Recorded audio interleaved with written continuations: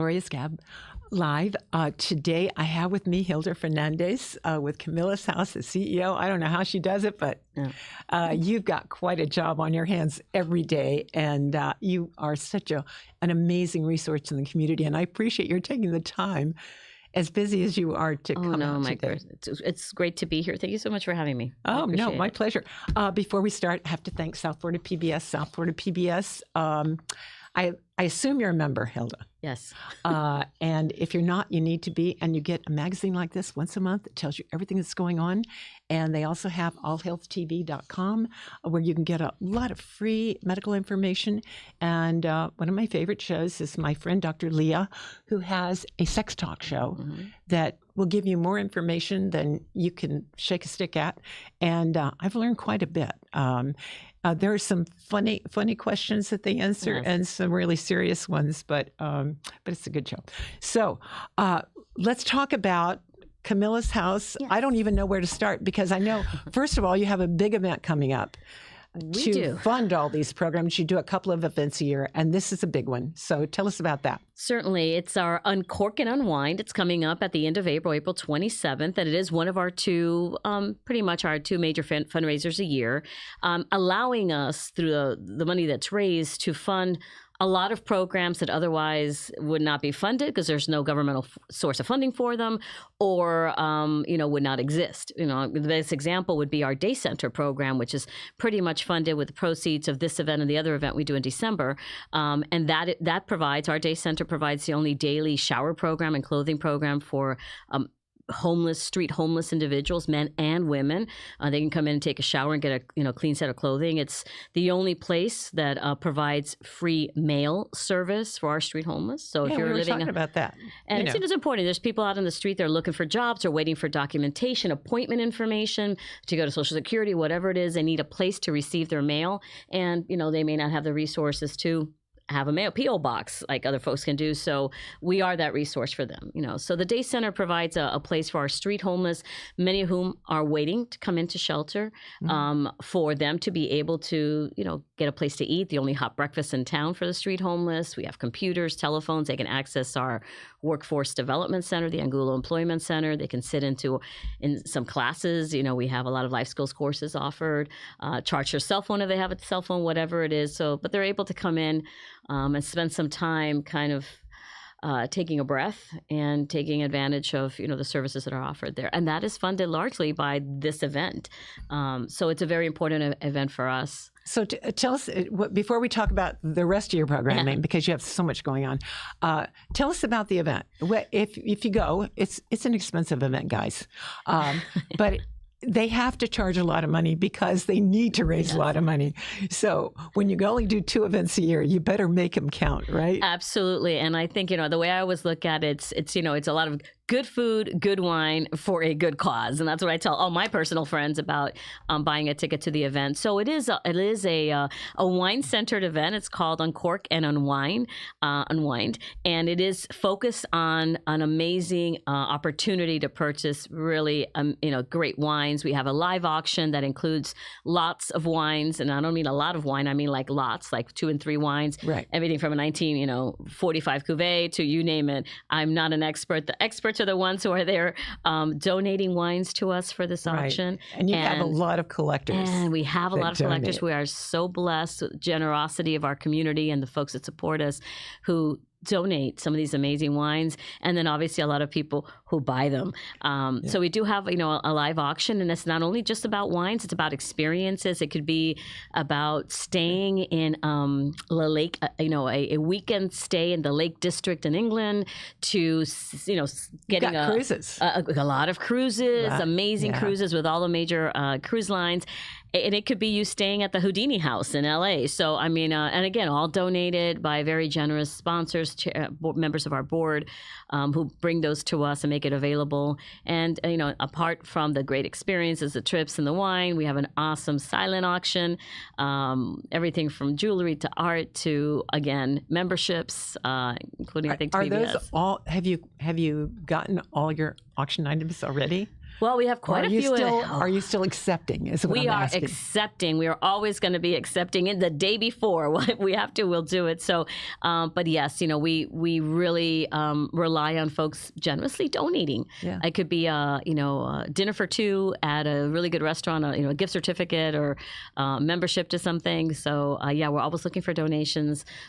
We have a lot of folks that show up for this event, wide interests, and not everybody's pocketbook is as deep, so they may be willing to do something, but they can't go for that, around the world trip. Yeah, exactly. And that was an expensive one. Yeah. I had occasion to look at the website. Yes. And but right now, all on the website, all you have up are the live auction, right? Yes, and then we don't have the silent auction stuff yet. Eventually, if obviously if you buy a ticket, we send you the silent auction information. You can start bidding ahead, or go ahead and buy ahead. But I think as much as I think the amazing auction is a highlight. Really, one of my favorite parts of the evening. Well, I have a couple of favorite parts. Is our MC, and that's Dave Barry. Oh, yes. So he's like our South Florida treasure, and needless to say, we are very blessed because he has MC'd all 14 of these events. This is our 14th annual. Is that right? Uncork and Unwind. We used to call it something else, but the bottom line is our 14th annual auction event, and he has been at every one of them. Not to mention, so has Michelle Bernstein. Right. And then you were telling me that even during COVID, absolutely, they managed to participate. Yeah, we weren't going to let that, we couldn't afford it. We couldn't stop. So Michelle Bernstein's always graced us with a 5-course gourmet meal that is cooked on site the day of the event. She brings her staff and they cook it. She'll come out at the end of the evening. She looks a little tired, but she'll come out after having made basically about 350 meals, and they're delicious, just every year unique and amazingly inspired. And during COVID, I got to, hats off to Michelle, because our event was at the end of April, and COVID beginning of March, and we adjusted, and what we ended up doing was delivering to everyone who bought a ticket a package that included every portion of the 5 courses, about 95% complete. And the night of the event, you would watch, as you would be able to sign in and watch the event live and follow her as she explained what to do to complete the meal, which was, needless to say, amazing. You have breaks in between. That had to be so much fun to do, though. It was a lot of fun. How often can you say that you've made a gourmet meal that was with Michelle Bernstein? With Michelle Bernstein. So, and so she did that for us a couple of times. We had to do that until we were able to go back to live events. And she did that for us 3 times. And it's a lot of work delivering, if it's 350 people, it's 350 meals. I know. So but it was, kind of commendable of her. They've been with us since the start, her and Dave Barry, and I think it makes the evening just that much more special for us to have. So when I say it's great food and great wine and good company for a good cause. That's definitely a dynamic duo, for sure. Yeah. So now you do this event. Yes. And then you get back to, every hard day. Stuff. The every day. But I am so impressed that people can come, get a shower, all those things that you can do every day that we all take for granted. And I think that's really the important part. There's so many things that we do take for granted. And the folks on the street, the struggle every day. And, as much as we have a lot of resources in our community to help the homeless, not just at Camillus, but in the system of care that we have here, at the end of the day, there are still people waiting to get into an emergency housing program like ours. Yeah. And in the meantime, we have people who line up every day to take a shower and go to work. Exactly. I mean, they're not even able to stay for breakfast with us because they have to get to work, but they want to shower. They're living on the street. They're sleeping on the street. But they couldn't go. They couldn't go to work if they didn't take a shower and look presentable. So our day center opens at 6:30 in the morning. So they line up so they could be the first group of folks to come in, so they can take a shower and get going and get clean clothing and get going to go to work. So they don't even. So now, what do you do? As far as clothing go, how does that work? People donate clothing, and then you launder them all the time. What is this? So that is another, our day center, I got to give our staff kudos because it's a small staff, but they do an amazing job. So we rely on the incredible generosity of this community that donates clothing to us. It's not a surprise, women shop more, so we have more clothing, and thus we donate more. So we have a lot of women's clothing, not so much for men. So we are always in need of men's clothing to be donated. And by the way, like size 28, 30, 32, and 34 pants and shorts. We're always looking for that because the men generally come in a little bit slimmer. Oh, really? Okay. But we do, and what we'll do is, the one thing we will do is we will go and purchase underwear.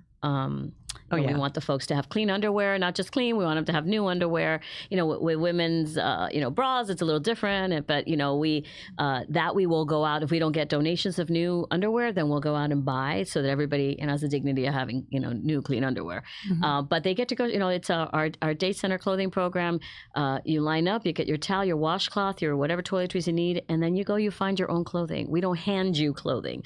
We believe in giving people that dignity to go and shop, so to speak. They don't pay for anything, you just but they go shop, and we've set it up like a store. Like a store. It's got racks and it's small, medium, large, and you go and you find what you want, and then you go take a shower and put on your clean clothing. So now, because we don't have as much clothing for men, we have what we call a recycling program. So the men who want the entire outfit, whatever they take off, they donate to Camillus. We do have commercial laundry on site. We will launder it, and it's very well at possibility, if it's in good condition, that it'll be hanging up 2 days later in the men's clothing. You have somebody ironing it? Oh, well, we don't go as far as ironing, but we do make sure that it comes out at least, wearable. So, because a lot of our folks, they're going to need that clothing, to go to work. So we make sure it's in good condition. Yeah. We have a little corner, a career corner, where we have some dressier clothing, the kind of clothing they're going to need either to apply for a job, for an interview, or if they get hired. Like black pants are always great for men or women. Oh, yeah. Because, a lot of the jobs are going to ask for that kind of, at least black pants. So. Black pants are always essential. Yeah, for everybody. Yeah. But we take everything. Oh, that's great. Shoes, socks, handbags for women. So as far you're feeding people. So is that another thing that you need to have donated? Do you need? So, we have an opportunity. A lot of people always ask, how can I help? My family wants to help. And we have something you can find on our website, camillus.org, which is our cook program, Casseroles Out of Kindness. And basically, we give you 3 recipes. 3 recipes. Oh, yeah. Wait a minute. My church was doing that. Correct. And a lot of churches do that. Yeah. And they basically give you 3 delicious recipes. One is like a turkey chili. The other one's a penne pasta. And, we give you the instructions of what to do. You make this meal. A lot of people make a meal to donate and make a meal for their family. And you freeze it. You put the date on the top and you donate it to us. Each one of those 13 by 9 pans feeds 10 people. Oh, so, really? Yes, in an emergency housing program, food costs are high. We serve almost 16,000 meals a month. So, being able to, when our kitchen manager says, okay, I'm setting up the menu for next month on, the 3rd Wednesday of the month, lunch is going to be turkey chili. That morning, they'll pull out 30 pans of the turkey chili. 6 have been donated by this group, 7 by this Girl Scout troop, this one from this church, this one from these families. And we reheat them because they're already cooked, and we're able to provide that meal to our clients. So it is a way to help. It's a way to provide a very important and essential part of our daily living requirements, which is a healthy, good hot meal.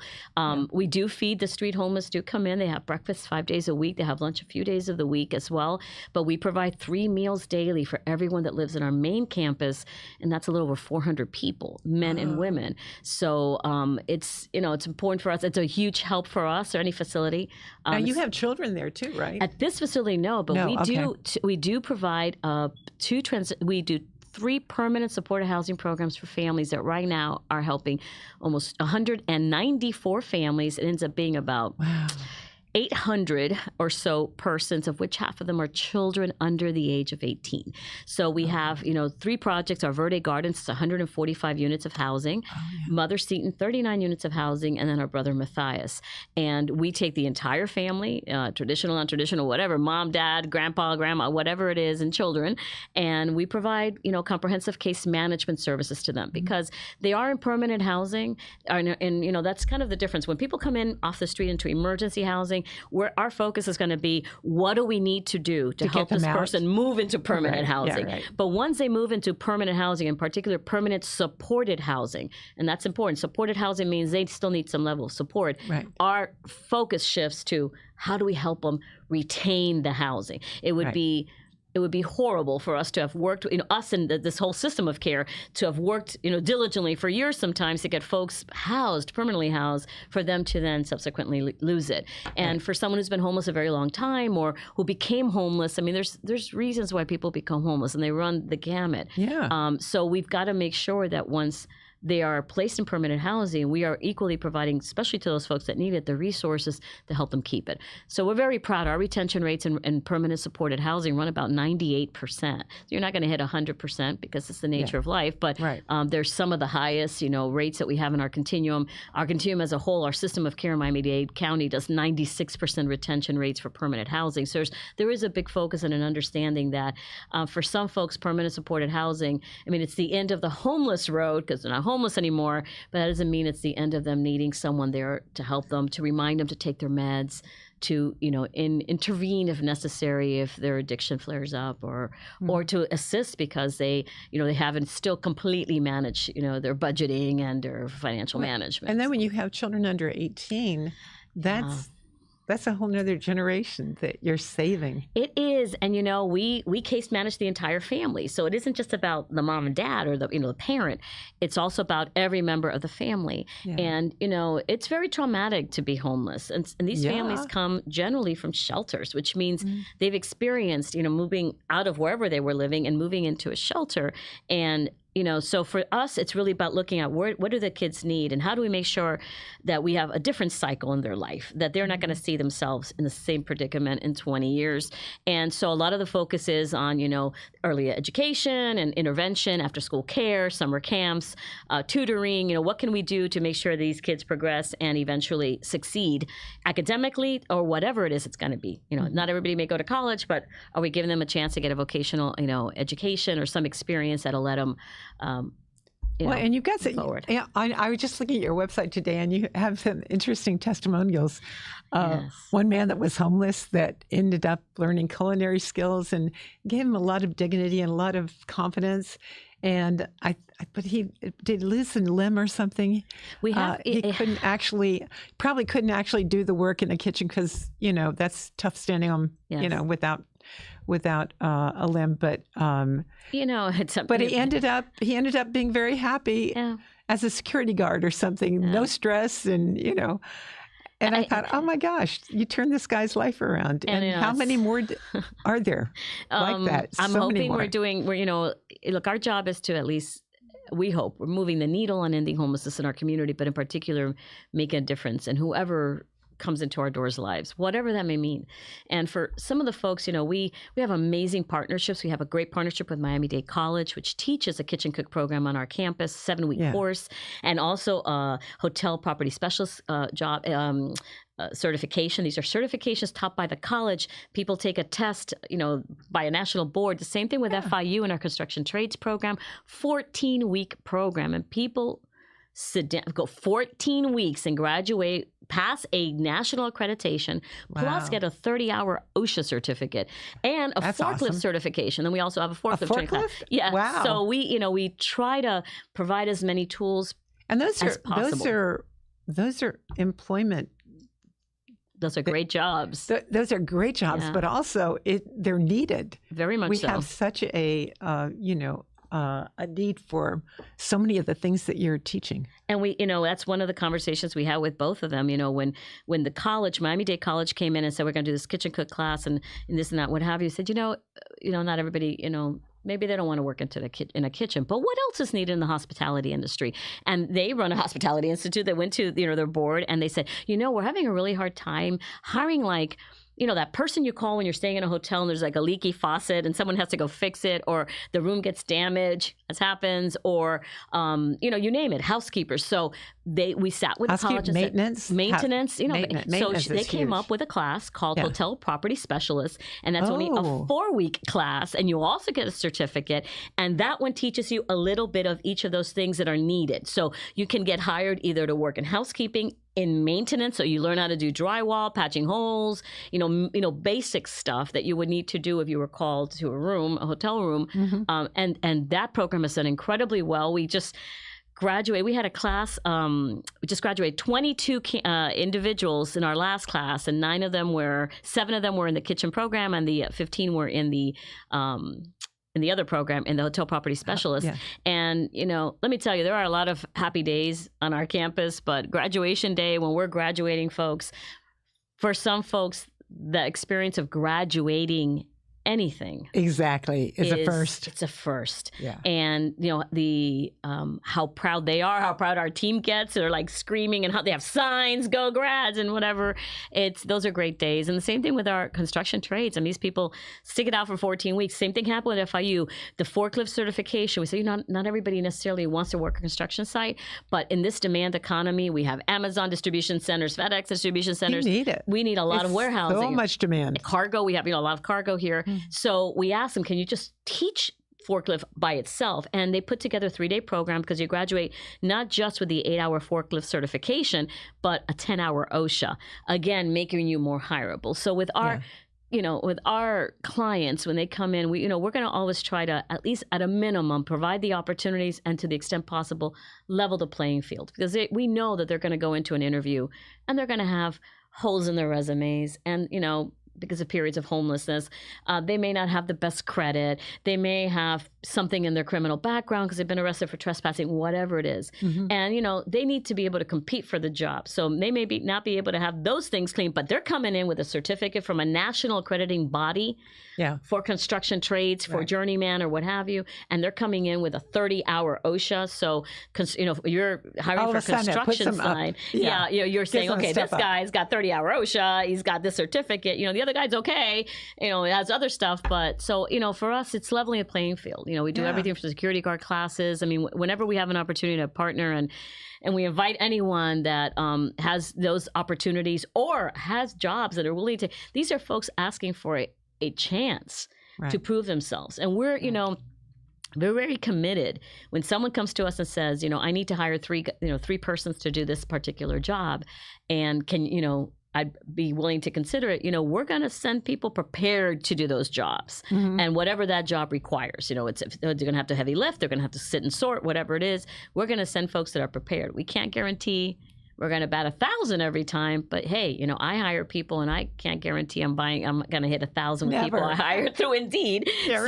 But we can guarantee that we're going to be behind this client, and if anything happens, they have the ability to call us, and find out why John hasn't shown up. He was doing great for 8 weeks. Oh, we found out John lost his bus pass, so he's having a hard time getting a ride. So then we can, let me give John another bus pass, or whatever it is. We look to the community, very generous community we have. If they have those, positions that they think, some of our folks, you'd be surprised at the talent that we have. Folks that have been professional chefs, they have had doctors. I mean, homelessness happens for many different reasons, and a lot of these folks are ready. They're the ones that are ready, in particular, to move on and get reestablished in the community. A lot of they're looking for is a chance.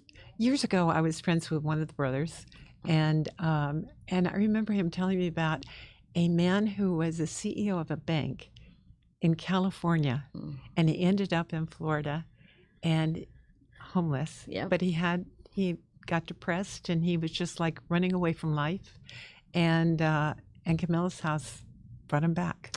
I remind folks that when the pill mill issue happened in the state of Florida, it didn't happen in the inner city. It happened in West Palm Beach. Oh, really? Where people were going and getting prescription meds, possibly initially because of pain. But people can get addicted to pain meds. And that is how the initial pill mill crisis happened, because people then, their doctors eventually said, I can't give you, Percocet anymore. You've already given you 14 orders of Percocet. I can't give you Percocet anymore. It's highly addictive. But I go to the dentist and they'll give me Percocet. I know. They'll give you oxycodone when you're having a filling or something. Don't need it. And so, exactly. I mean, I don't use it, but the point is that it can be highly addictive. So, it wasn't surprising that when the opioid crisis started happening in the area at West Palm Beach led the state. And again, it wasn't necessarily in the inner city. It was in the pretty affluent I communities was where going to they say still have people that access. could afford it. They could afford to find doctors willing to do that. So, it's crazy when some folks come in. I remember I'm working our day center lobby one day because, we have a lobby in addition to all the services we provide where people can come in, use our phones and what have you. And young man, and he was just petrified, and he clean cut, very clean cut. And he said, is there a place for me to take a shower, wash my clothes? He was young too. I wouldn't say he was even 30. And he says, look, I'm homeless. I was a sous chef at Michael's Genuine. I mean, oh my goodness, really? It is what it is. We, in addition to providing emergency shelter, though, we are a DCF licensed and CARF accredited substance abuse and mental health treatment program. Kind of like I wanted to talk to you about that because kind of like those Malibu, Betty Yeah. Ford type things. Right. So we're very fortunate because we may have people come in emergency housing not ready, but through the course of the case management, agree to accept services. We're not can't force them to accept it, but agree that this is a point where they need to get that intervention. So whether it's because they have a mental health issue or an addiction issue, or occasionally both, because a lot of the mentally ill will self-medicate with illegal drugs, and that's just another challenge. But so we're very blessed that since we provide both those programs, we can cross-refer ourselves and make it seamless for them. We have it in one different part of our building, those services. But I think it helps. It helps for our clients to be able to have that seamless, transfer. Same thing. We have, homeless youth come in, and we consider homeless youth 18 to 24. And we have a separate program for unaccompanied homeless youth, 18 to 24 for Are young these men a lot and of women. times people that are that get out of the foster care system? In some occasions, yes. Yeah. You'll find locally as well as nationally that there's a significantly high representation of LGBTQ among runaway homeless youth. And a lot of them run away from home. The home environment isn't supportive of their lifestyle. Yeah. So you do see a high representation of that in the homeless youth, in particular, 18 to 24. But yes, there is that, and we're very blessed. We also do have a program with Casa Valentina. We provide housing for youth who've aged out of foster care. They're still going to school. Yeah, right. So we partner with them, so we are able to provide the housing part. They provide the case management part. But our unaccompanied homeless youth that make it to our campus, generally speaking, may have become homeless because of a terrible situation at home, a remarriage, whatever it is. And, they maybe were couch surfing for a while, and then eventually, no more couches. Yeah, no more friends to give them a friends, couch. Yeah, Right. and it's tragic. I mean, at that age. So our focus there is obviously different. We have an opportunity there to kind of help them kind of shift the journey for them before it's too far along. And again, if they need, any kind of treatment services, those are available as well for them. Yeah. So. Well, I think it's especially hard on the foster kids because they don't have parents that can say, hey, can you loan me money for down payment? Yeah. Or, my first and last month's rent. And that's that why kind of we're stuff. there. Yeah. Exactly. So exactly. occasionally we'll get an 18-year-old that has not finished high school. And it's kind of freaky for us because we'll go and enroll. I mean, we're down the street from a high school. So we will step in. They need, they have to say where they're living and what have you. So we'll step in and we'll do that role. I got to give Miami-Dade County Public Schools credit. They have something called Project Upstart. A lot of people do not know. Every school in the district, elementary, junior, and high school, has at least one person trained on the homeless issue and the resources available, and they're the liaison to the Project Upstart office that's run by the district. And so if somebody identifies a child that they believe is going through that, and you can tell the child's very sleepy, maybe not hygiene, because they have not in a place they can take a shower every day, and there's just things that they're taught to look for, and through Project Upstart, we connect. They're able to connect to services, whether it's emergency services or homeless prevention services, right? Whatever it is to help that child and obviously their family. Yeah. And we have a lot of kids either that are homeless or at near homeless going to school on a daily basis in our community. Yeah. And that's got to be tough on them. Yeah, I got to give kudos to the ones that make it. You'll hear those stories every once in a while, and, these kids that graduate top of their class. And you go, how did they do that? How did they do that? And God bless them that they had the will to, in spite of all the other turbulence in their life. Yeah. The system, works to try to reduce that, because for some of these kids, honestly, their school is their only stability. I was Everything going to else might be say, fluid. that's their safe place. That's their safe place. So, for example, the emergency housing programs that serve families with children that are school age, they'll have Miami-Dade County school buses go to these facilities and pick up the kids and deliver them to the schools in county, district school buses. They're not being dropped off on a bus that says, homeless shelter on it. Exactly. To give those kids that, that sense of, oh my goodness gracious. So that they're different. Yeah. So in that regard, I mean, the system, understands the benefit, and the school district does as well, of trying to at least keep that stability there and works towards that. Well, God bless everybody that's involved in this, and thank you for all you do for these people that are just, going through such a tough time, and to be able to change their life, because what you do is life changing. So. Hats off to you. Our time is up. Thank you so much for coming. I am so inspired, and I really appreciate all you do. Oh, no, thank you so much for having Again, us. thank you, South Florida PBS, for sponsoring the show. Love you. They've got, they just came off of a women's health fair, and very, very super successful, and they do one every year, so maybe next year we'll have Jenny come on and talk about that. But thanks again for coming. Thank you. And have a good way, and have a good wine.